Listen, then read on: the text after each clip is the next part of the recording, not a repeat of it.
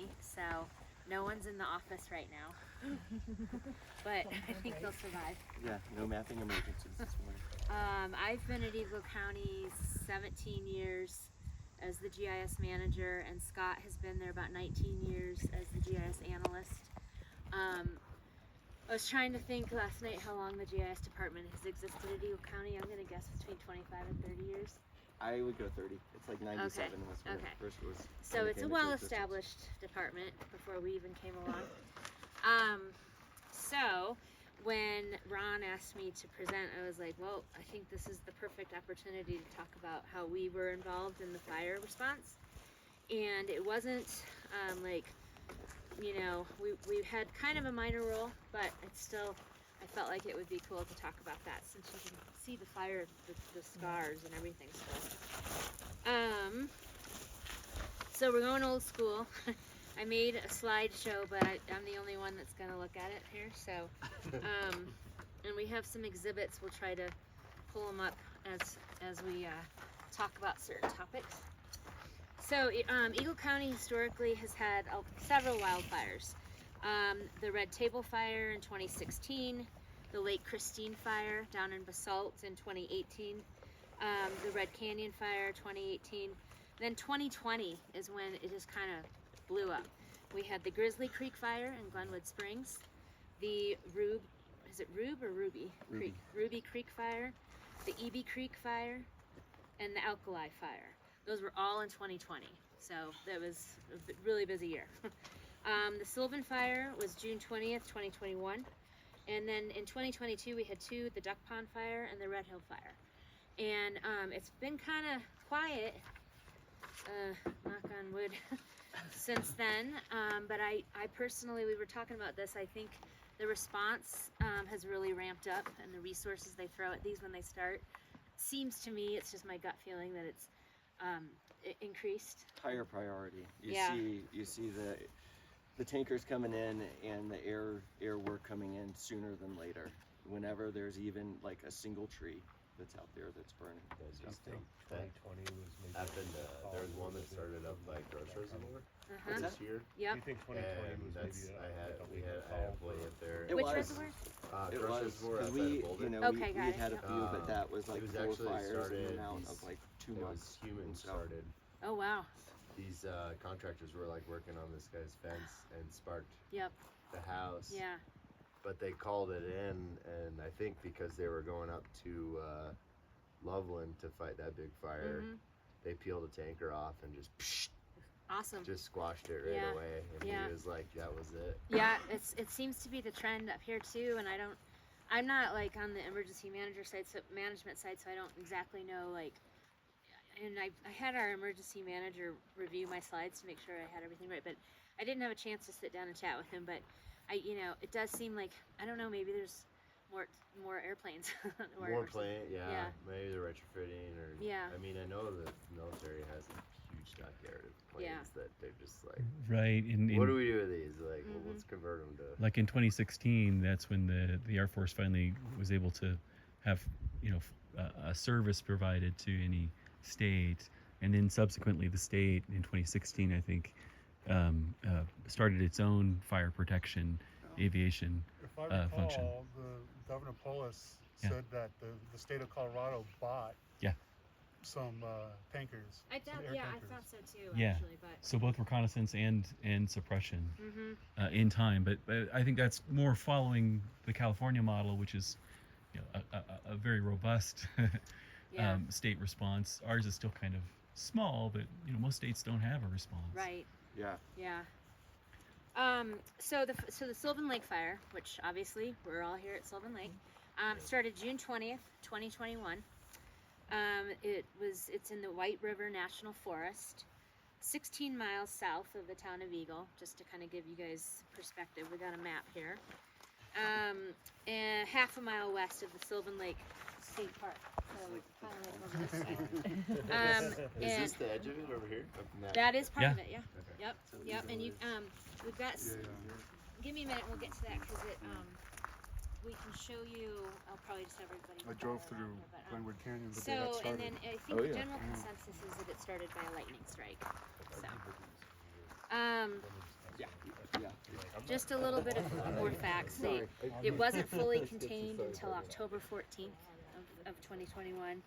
Total acreage was 3,792 acres.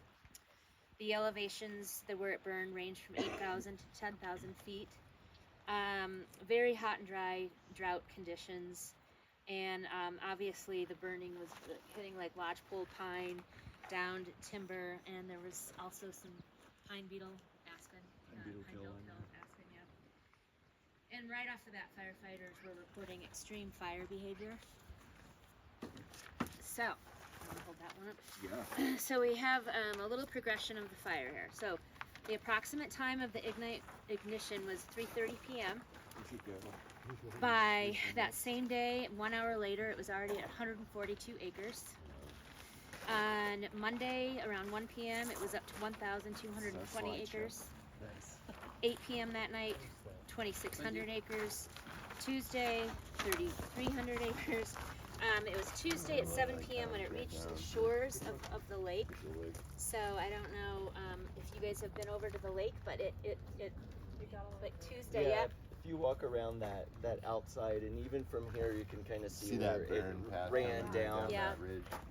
But as you walk through there now, because all that's gone and the firefighting efforts, you see tons of new growth. There's little budding aspens out there that are already making a rebound. Okay. And so, Question, what is this? so the hatching is, so that's the double. So this was like the one at 1 o'clock, the fire perimeter. Oh, I see. And then at 8 o'clock that night, it had grown exponentially. And it looks like there's this little, like, kind of Yep. offshoot here that eventually became. Yep, that other arm, they that grew southern together. arm that Wow. came down. So it hopped. So were you making maps for them every day, or?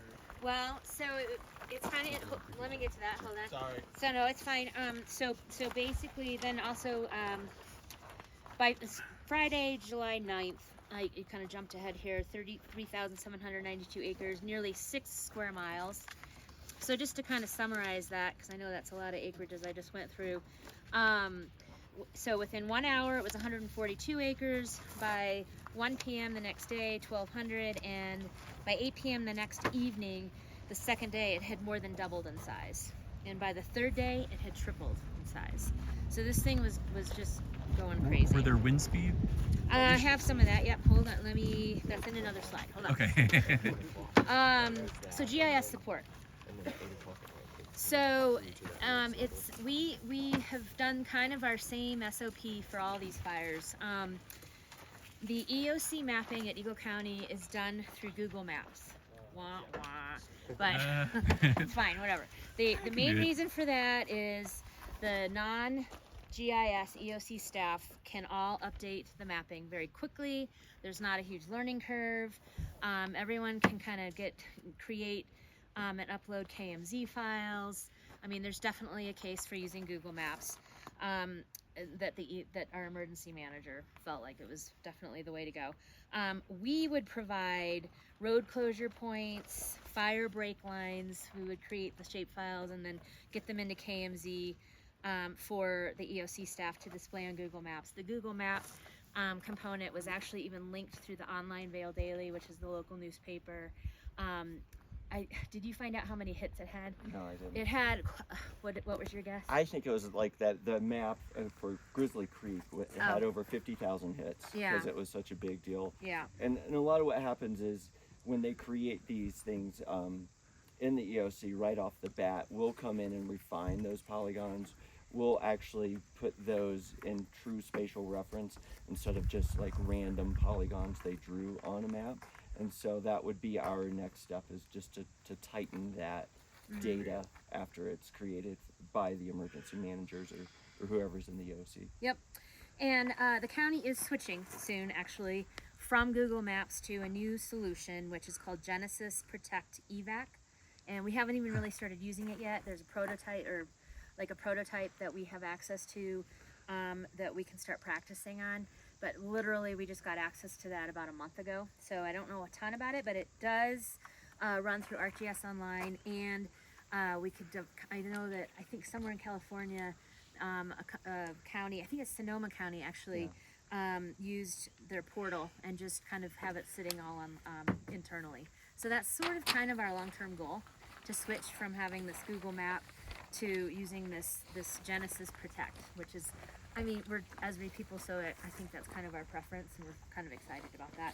And it's a very user-friendly program. It's Yep. used for notifications, Yep. and you can edit really easy, and it still allows editing by non-GIS users in the EOC. So when these things happen on the quick and we're not there, they're able to create something that's a little more spatially accurate than before. Yep.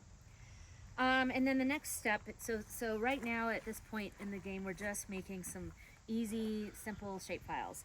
But then usually within, it's either sometimes the first day of the fire or later, I'd say after 12 hours, basically, we work with emergency personnel to create what we call evacuation zones.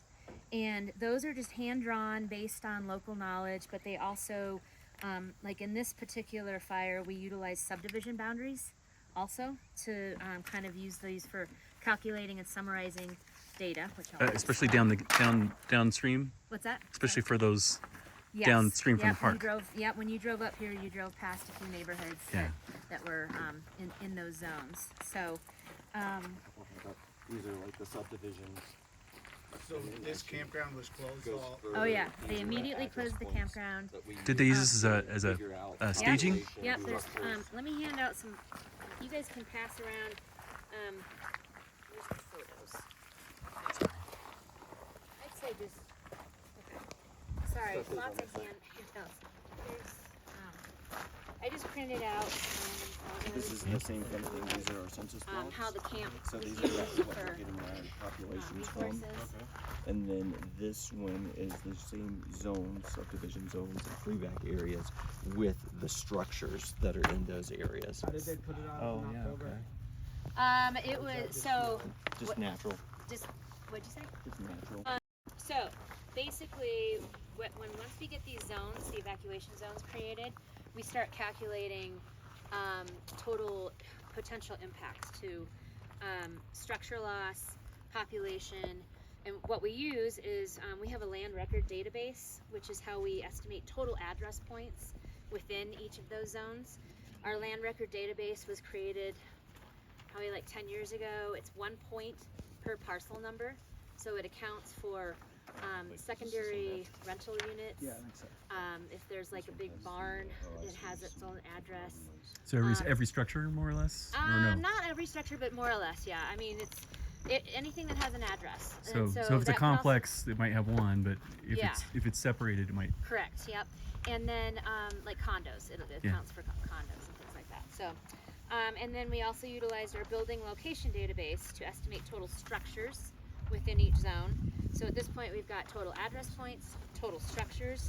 Then we tie all of that into our assessor database, which our assessor uses the Tyler database, and we can join to that table Same thing. on parcel Slightly number, different. and we can calculate total structure value, assessed values per zone. Also, you can determine if it's like an agricultural building or more residential and stuff like that. There are a lot of animals that had to be evacuated. So, and then we also used the 2010 census data as best we could. We used the block level, which is of course the smallest geographic scale of data, and so we were kind of able to project total persons in each of the evacuation zones. We also kind of made some assumptions about total persons per structure, residential structure. I think it was probably 2.5 or something. Okay, so and then Scott was there's maps floating around that show like the evac zones with those building locations, the address points, the census boundaries, just so you can kind of get a feel. It's not super complex, but when you're getting asked to create all this stuff and have it done within 15 minutes, it's definitely, a little stressful. So, It's the moment. The Yeah. environment that's changing. yeah, nonstop.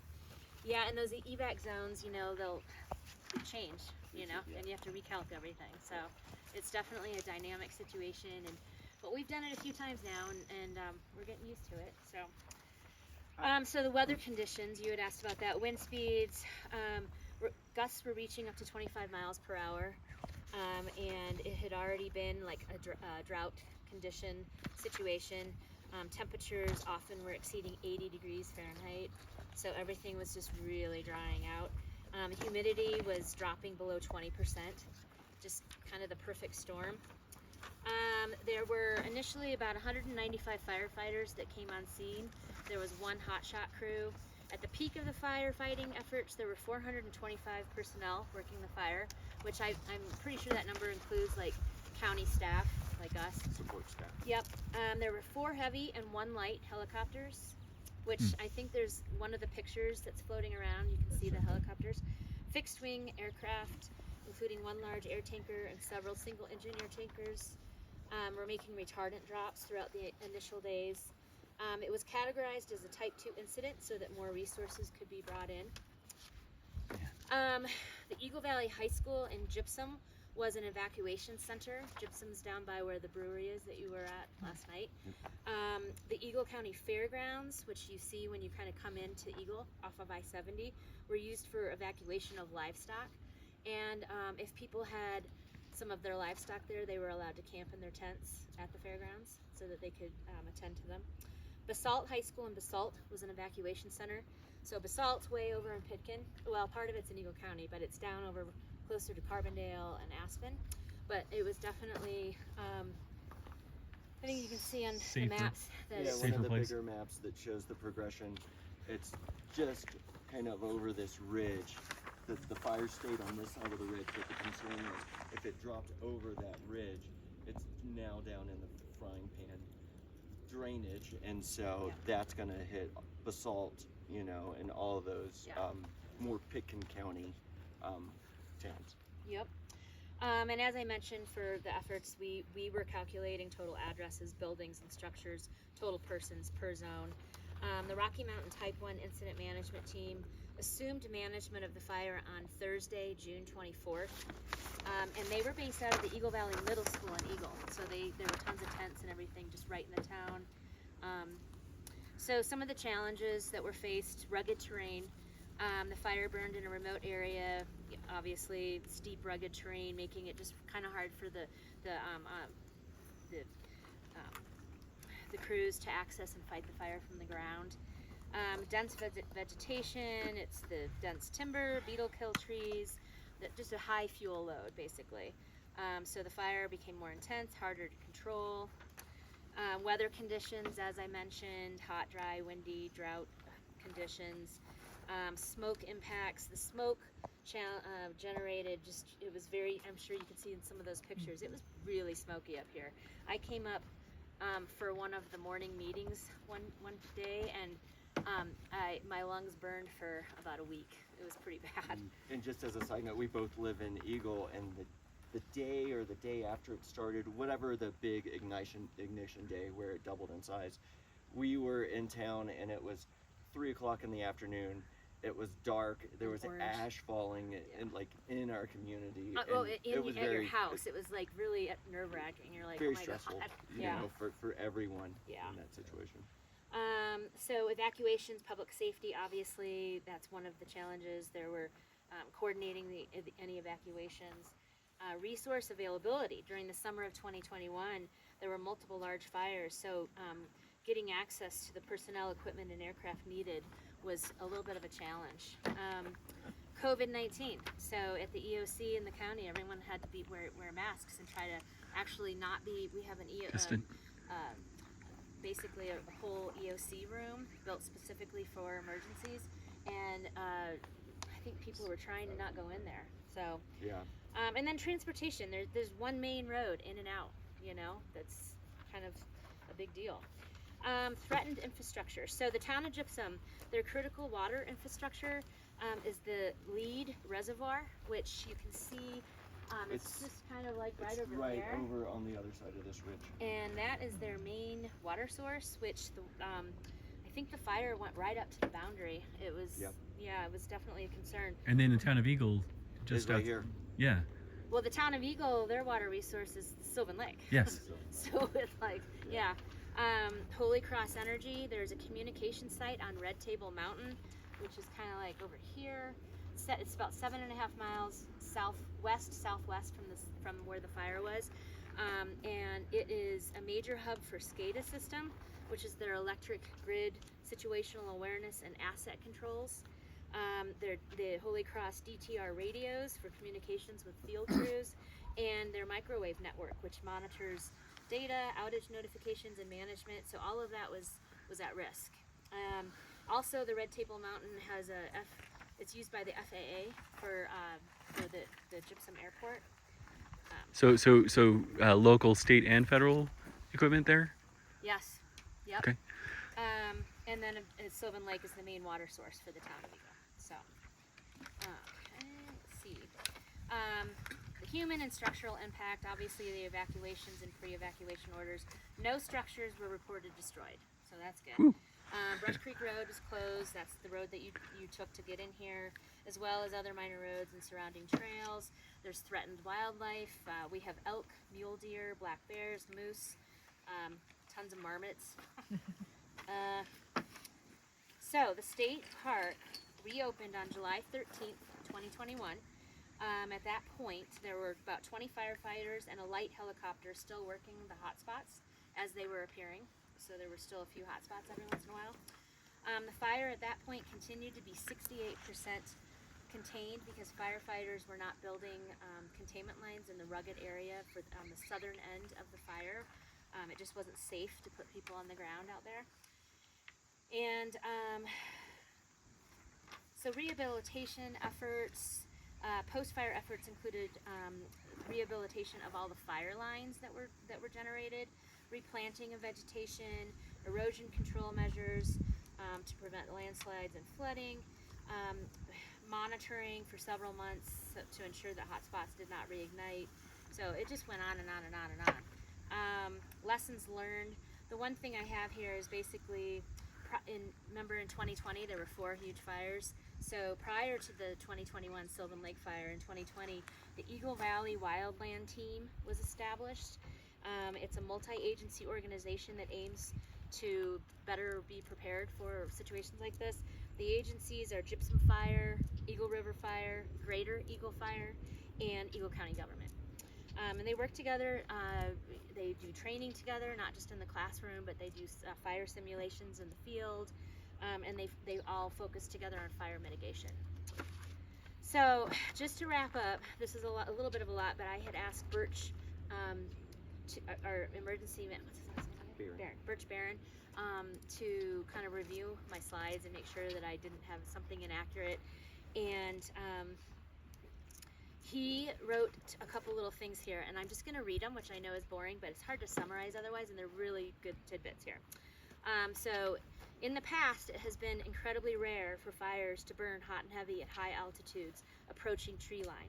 Historically, the high altitude pine and aspen trees retained moisture year-round due to cooler temperatures and snowpack and soil moisture sticking around at high altitudes through most of the summer. Healthy and well-hydrated high-altitude forests will burn very slowly, if at all, but the prolonged decades-long drought and climate change have led to higher daytime temperatures and warmer nights at altitude, which meant that all of the forest up here was bone dry and susceptible to extreme fire behavior all the way up and over tree line. This is scary, but incredibly important for understanding what the future of wildfire looks like in Colorado. The nickname for the area around Vail used to be called the asbestos forest because it couldn't burn. But Colorado has had a number of fires burn all the way up to tree line and even cross the Continental Divide in 2020 and 2021. Additionally, the intensity of the Sylvan Fire was also notable for all of the same reasons that I just mentioned. Fire is a natural part of Eagle County's landscape, and many of our ecosystems are meant to burn every 5 to 10 years. Low-intensity fires in sage, juniper, pinyon, pine, and grassy undergrowth can be very healthy to the forest, giving opportunities for new plants to grow, which in turn creates healthier population of wildlife, birds, and bugs. However, high-intensity burns like Sylvan Fire are not a natural, healthy part of our ecosystem. They kill the underground seedlings, leave soil open to erosion and mudslides, and it's taking forests many, many years to recover from these. Comparing how healthy things look along the Brush Creek Road on the way to Sylvan Lake versus the Sylvan Fire. So much of when you drove up here, much of that area was burned in a low intensity prescribed fire only 6 months ago from now, and it looks really good right now. But if you compare that to what the burn scar for the fire in 2021, it's like toothpicks that are 3 years old with very little plant regrowth in the high intensity sections of that fire.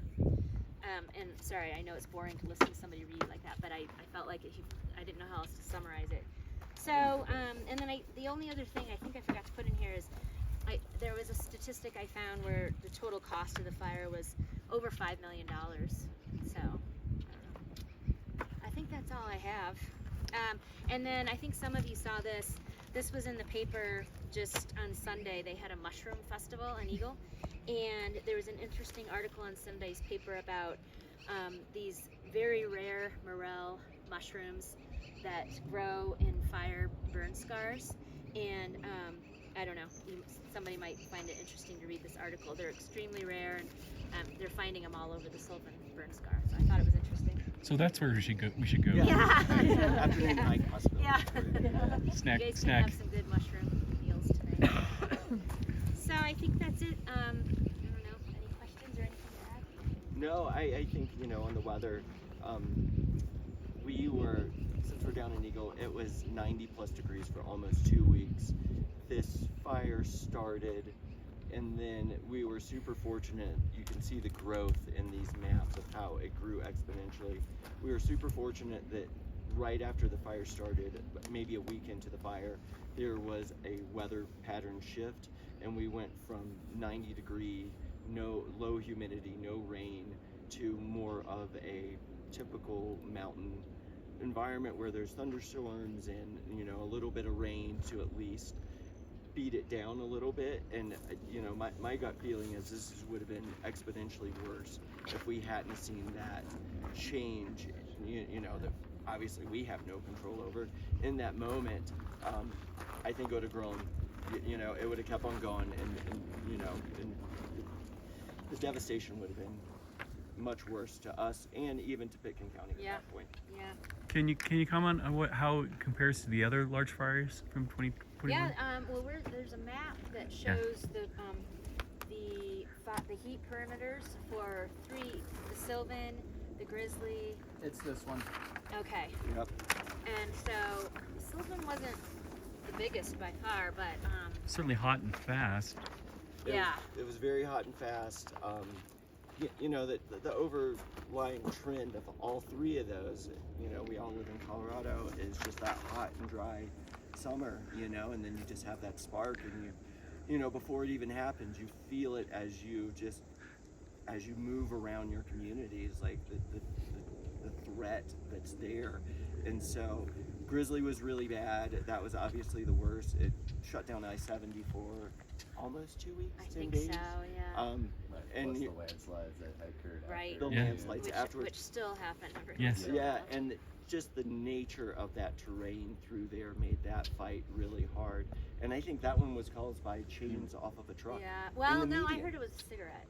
Oh, was it? I I don't. heard cigarette. Yeah. Yeah. That was Yeah. But I mean, right off of still I-70. careless. You Obviously, know? Yeah. human cause. Well, and the Close. cost of that fire was Exponentially exponentially more. bigger because I-70 is such a main corridor for, Transportation. Commerce. transportation. Yeah. So, Yeah, I remember seeing an estimate, like the daily estimate of Yeah. like millions and Yeah. millions of dollars a day being lost in I know, commerce. it's because crazy. Of that corridor being And then closed. all the semis on this pass.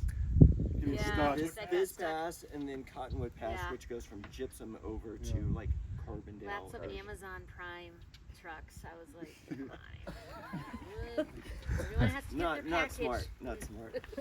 Tom didn't do them. Well, I there use my Bluetooth doorbell. that Okay. was a huge issue actually, and it still is occasionally. All the different, our emergency management department works with like Google Maps, Apple Maps, maybe Waze. Mm-hmm. When there is an event in the canyon, we immediately try to make sure they don't route people over Cottonwood Pass because it's just a disaster. And then they actually put people like facilities, Yeah. kind of management Our people, road and bridge guys, road and yep. bridge guys at those points Yep. to stop Stop signs. stop people from making that trip. How do you budget for like a fire in the GIS department? Because it's unplanned. Like, how do you? I assume there's overtime and like you're working more hours, but how do you plan for or recoup money that was spent or? You know, do the you way our have budget to? is set up, it's the smallest budget in the world, and We're a so two-person we department. just they take care of, like, the finance department's like, yeah, you're fine, you got this. They do track, the finance department always does track everyone's hours Yeah. so that they can monitor resources used. And Are there reimbursements for federal? I Oh, think yeah, that's where it that's comes in is, Yeah. is they put in those reimbursements to the state and to the feds for the cost of the fire, and we're just kind of grouped into that. yeah, we're definitely just grouped in with Kinda like that the bigger- main bigger general bubble. staff. So But you don't have to do anything personally for. No. Just track our hours. we just Get a track lot our of flex hours, and we never track our hours for anything, but we do track our hours when we're on On a as fire. best we can. It's kind of Yeah. hard sometimes because you're just everything happens so fast. Yeah. And you're like, "Ugh, it's, So in the summertime, we both take our laptops home with us on the weekends because You don't know. you just never know. So, At this point, I always have it on top. I know. Yeah, mine's in the car. I know. The other day, I didn't have to carry my backpack anywhere, and I was like, "This is so nice." Yeah. Free, right? Well, and unfortunately, our laptops, we call them like 1980s DVD players because they're Oh. huge. Thick. I They're like opened big mine up at a coffee shop the 16 other day. heavy. My Divided little by the 10-year-old was like, "Oh my Yeah. God, what is that? You're embarrassing me." I'm like, "Sorry." It's just because of the Not RAM looking and at the a screen. spreadsheet. Yeah. So, all right. What's Well, that big map? This one, okay, so this one, it didn't come out that great, but it's definitely kind of just shows the area, and it's not our map, it was done by the Forest Service, but it shows the whole closure area. So, so the fire, This is Sylvan right yeah, here. we're right about here. So it's the basin kind of. Yeah, kind of. Yeah, Obviously. and so this is the ridge line that you can kind of see up here as you go down by the lake. And then obviously the fire scar is super visible as you walk around the lake, and you can kind of see it going up the hill over there as well. So Yeah. no, and you know, and another piece that was kind of unique to this one with evacuation zones is they went and they had to go through all these Forest Service roads, right, to get people who were camping and, you know, up here recreating to get them out of this area. And so the Sheriff's Department had a really big job with that as well, to just admit, you know, the natural notification process just doesn't lend itself to, you know, off the grid. natural notification process, progress of having smoke in the air. You're right, that's well, me, Yeah. you would think, Yeah. you would think, but Yeah. you know, they still had to go out there and make sure, Knock doors. you know, that people were aware of the situation, you know, and try to move them out of those moments, so, into safety. Okay, I guess that's it. Thanks so much.